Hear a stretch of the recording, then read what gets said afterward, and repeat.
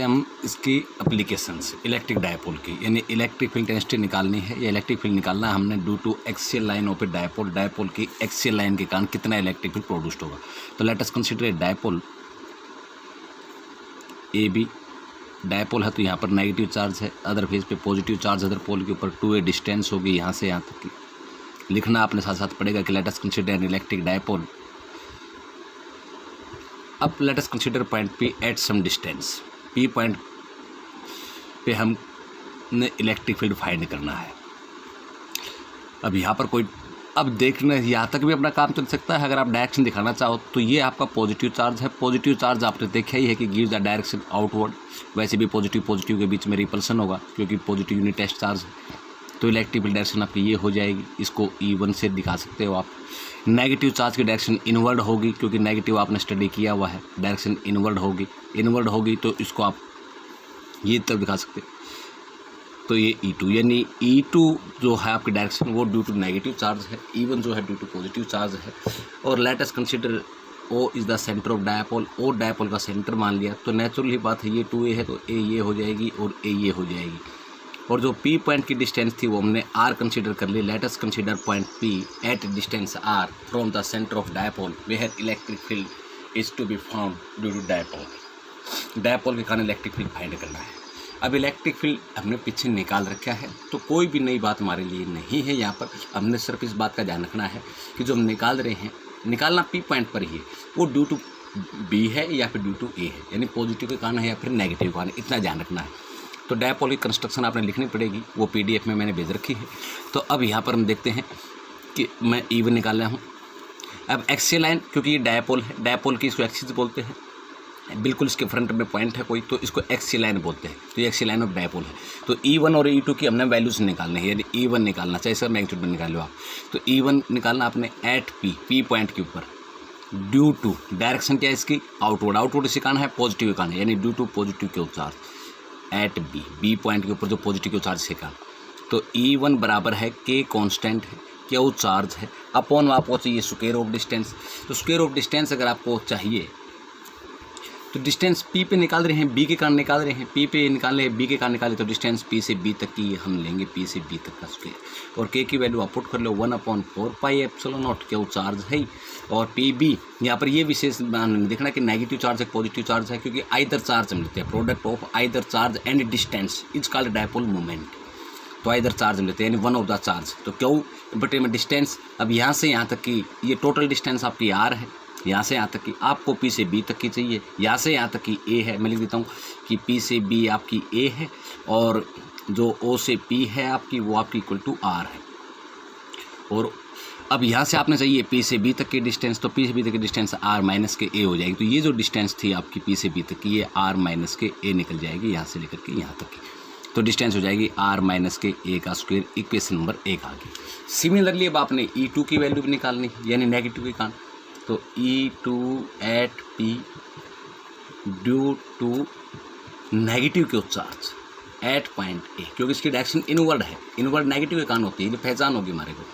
तो E2 की value अगर आप फाइंड करोगे तो K कॉन्स्टेंट है, क्यों अब डिस्टेंस P पर निकाल रहे हैं A के कारण, तो डिस्टेंस P से A तक की हम ले लेंगे तो P A का स्क्वायर। तो K की वैल्यू पुट करो आप 1/4 pi epsilon not Q upon PA कितना हुआ। अब R तो यहाँ तक की थी, आपको चाहिए यहाँ तक की, तो A और चाहिए आपको, तो ये टोटल डिस्टेंस R प्लस के A हो जाएगी।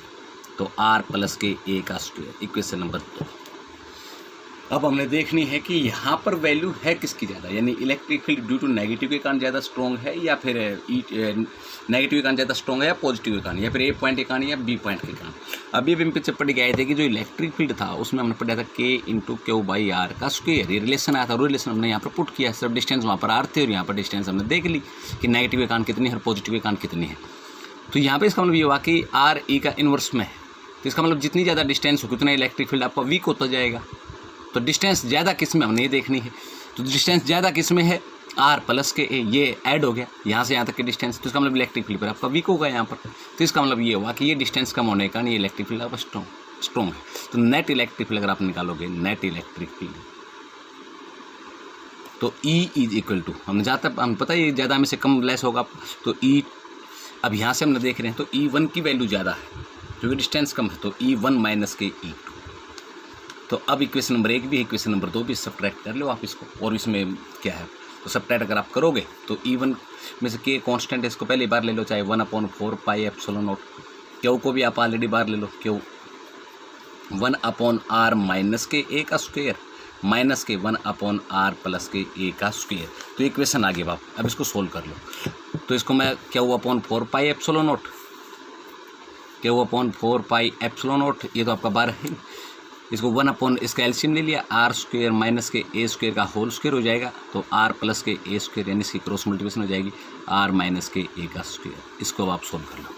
तो Q/4 पाई एप्सिलॉन नॉट बार है आपका, इसको खोल लो आप, आर स्क्वायर प्लस के ए स्क्वायर प्लस के 2AR, R plus A square का होल स्क्वायर फार्मूला लगा दिया, माइनस के R square into A square minus के आपकी बार माइनस का लगा दिया 2AR by R square minus के ए स्क्वायर का होल स्क्वायर। यहाँ से देखेंगे प्लस माइनस कैंसिल आउट हो जाएंगे ये, लेकिन माइनस माइनस प्लस हो गया ये। तो इसको हम लिख देते हैं Q/4 pi epsilon not into में कितना आ गया 2AR और 2AR 4AR by R square minus A square का होल स्क्वायर। ये क्वेश्चन आ गया हमारे। अब 4AR को थोड़ा सा अगर ऐसे अरेंज कर ले 2A इंटू 2R, तो वही हो गया 2A इंटू 2R, 4AR के भी इक्वल हो गया। सिर्फ लिखे हमने Q/4 pi epsilon not into में 2A इंटू 2R, 4AR को तोड़ दिया हमने, आर स्क्वायर माइनस के ए स्क्वायर का होल स्क्वायर। थोड़ा सा ध्यान से देखो कि P का फॉर्मूला, डायपोल मोमेंट का फॉर्मूला था P = Q इंटू में 2A, तो वही हमने किया Q इंटू में 2A, इसीलिए तोड़ेगा ताकि P बन जाए आपका।